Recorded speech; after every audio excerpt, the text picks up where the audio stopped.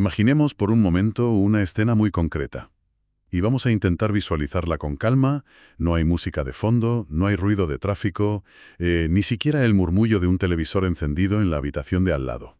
Ujú. Solo el silencio absoluto de una casa. La luz del pasillo está apagada, sumiendo el espacio en una penumbra constante. Da igual la hora que sea en el exterior. Ya. Es una imagen que, fíjate, casi se puede palpar. Exacto.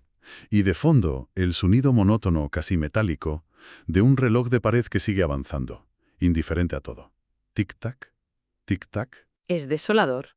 Y allí, colgada en el pomo de la puerta principal, por la parte de fuera, hay una bolsa de plástico. Dentro hay una barra de pan que se ha ido endureciendo. Nadie la ha retirado hoy. Tampoco ayer. Ni anteayer. Madre mía. Es que te hiela la sangre precisamente por lo cotidiana que resulta esta estampa en las ciudades modernas. Cualquiera podría pensar que estamos describiendo el inicio de una película de suspense o algo así, Claro, parece ficción. pero no lo es. Esa escena, ese silencio denso y pesado del que hablas, tiene un nombre técnico y social.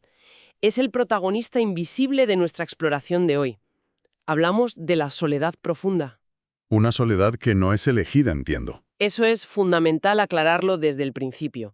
No estamos hablando de un retiro voluntario, ¿eh? De esa soledad que a veces buscamos para reflexionar o descansar. O sea, hablamos de una desconexión total del mundo. Ujú.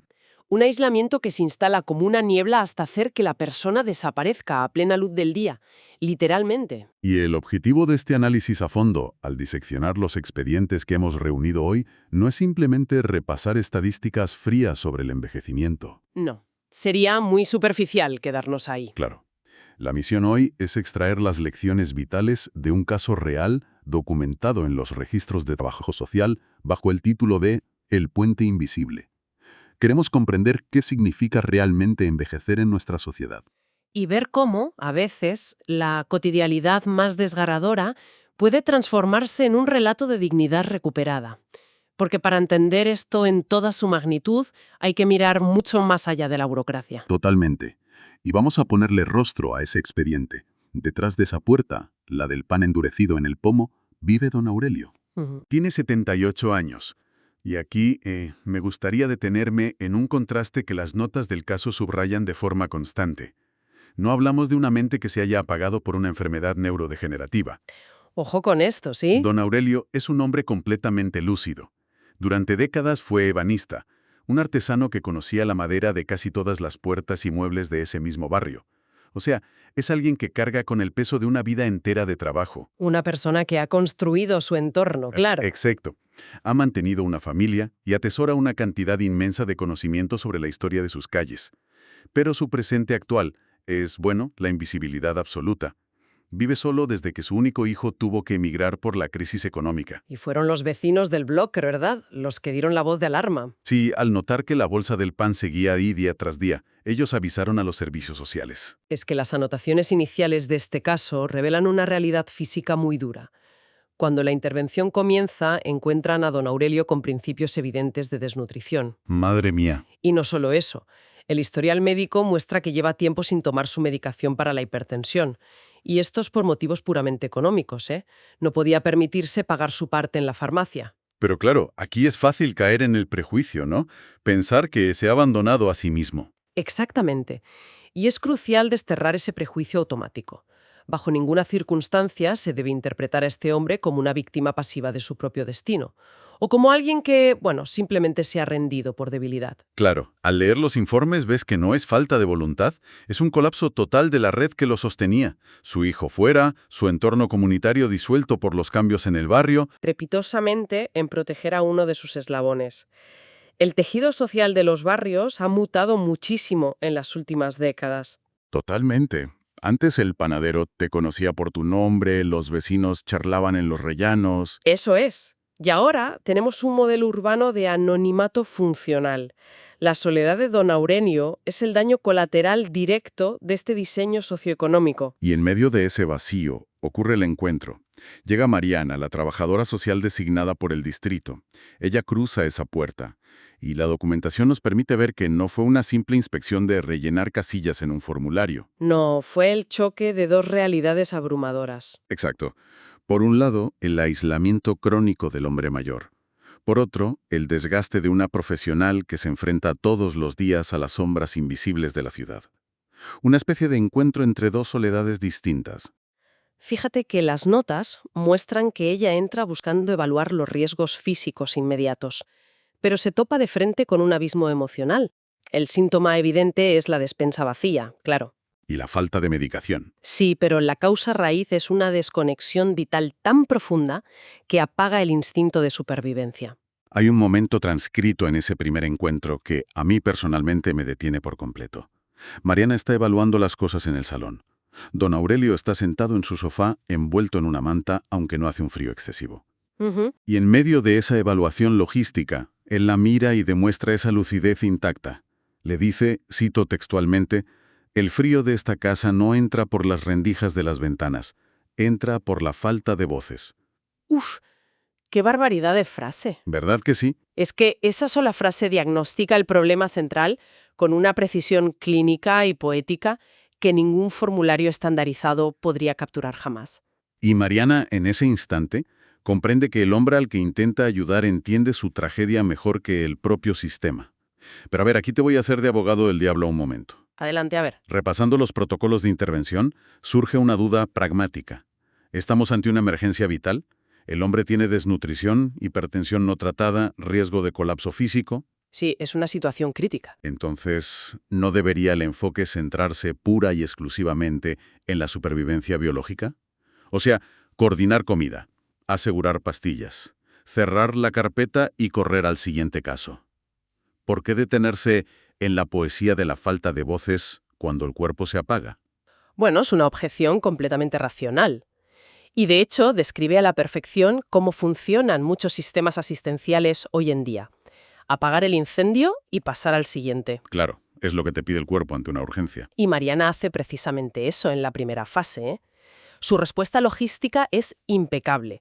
Los registros detallan cómo activa el protocolo de emergencia, tramita la comida a domicilio, coordina con el centro de salud la medicación semanal. O sea, asegura las constantes vitales. Exacto. Incluso contacta con el hijo en el extranjero. Se evita el colapso inminente.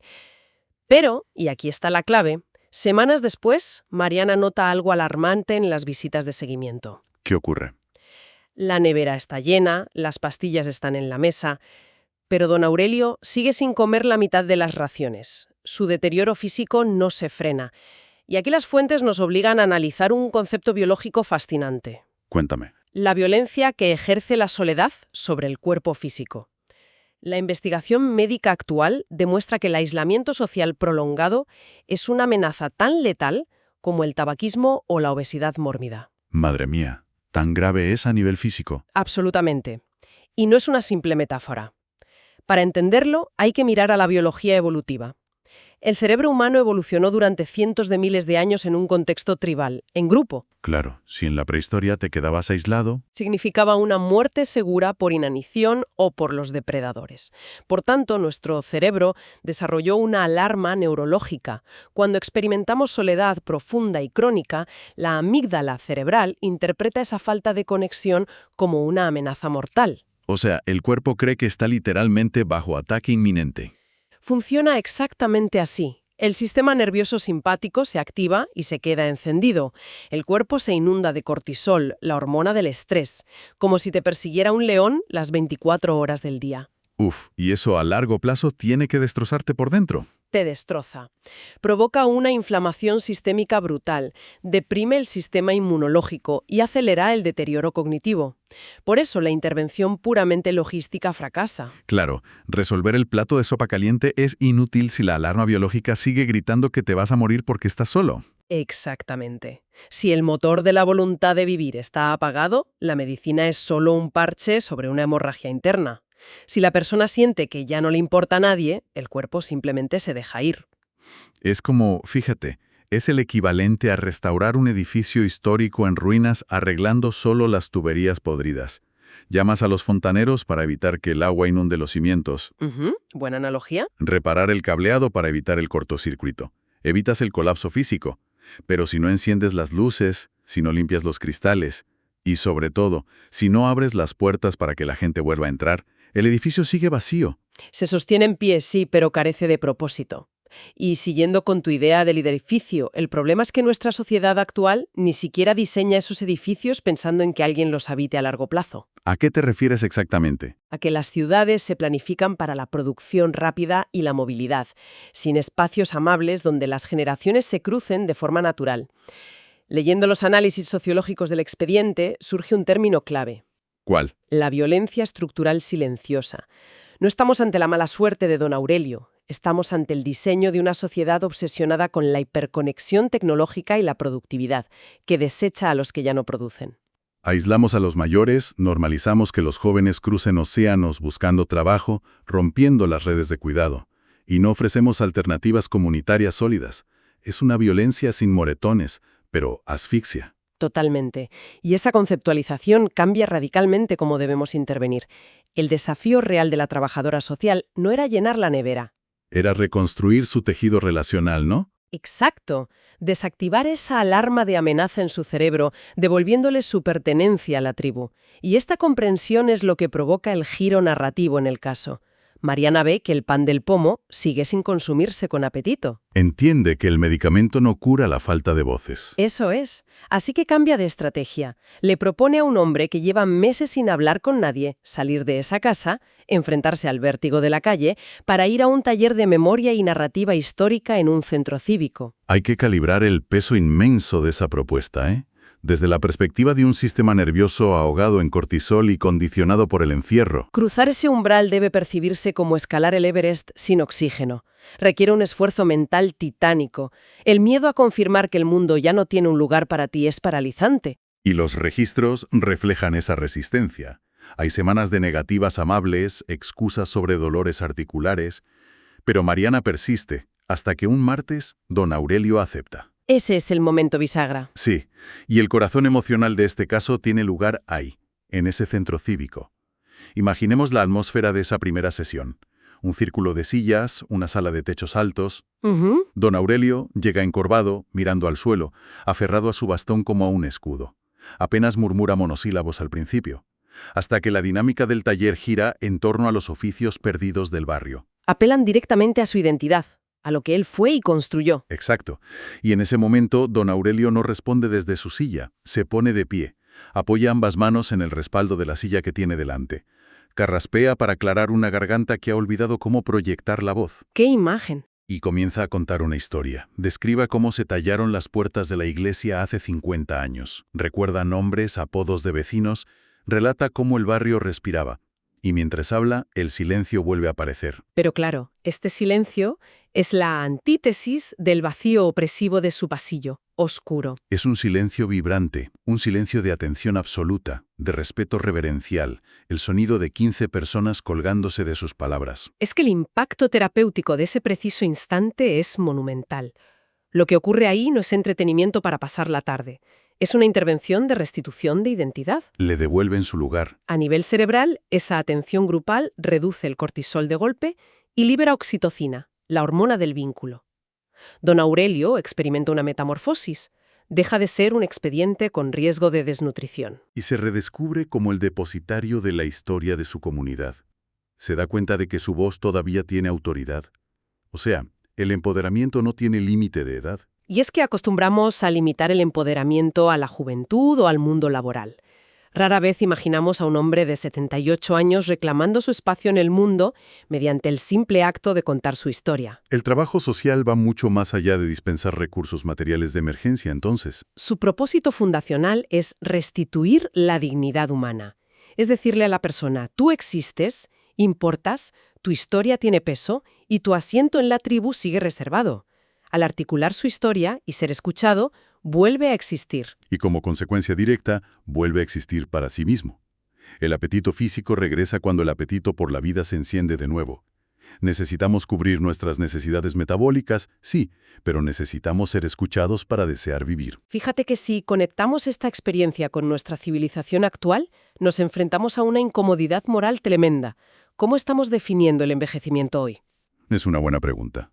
Habitamos una sociedad orientada obsesivamente hacia la novedad y la juventud. Al mirar solo hacia un futuro tecnológico, ignoramos los cimientos que nos dan soporte. Los individuos, como don Aurelio, son nuestras raíces antropológicas. Y una estructura social que descuida sus raíces está condenada a derrumbarse. Exacto. Marginar la vejez no es solo crueldad sistémica, es un fracaso de nuestra inteligencia colectiva como especie. Esa advertencia debería resonar en cada decisión que tomamos. Y volviendo, para concluir, a la imagen sensorial que abría nuestro análisis, a esa penumbra inamovible, al sonido indiferente del reloj. Y a la barra de pan endureciéndose lentamente en el pomo de una puerta cerrada. Después de trazar este viaje y comprender la maquinaria biológica de la soledad, nos queda un escenario futuro sobre el que reflexionar. Y es un escenario complejo, desde luego.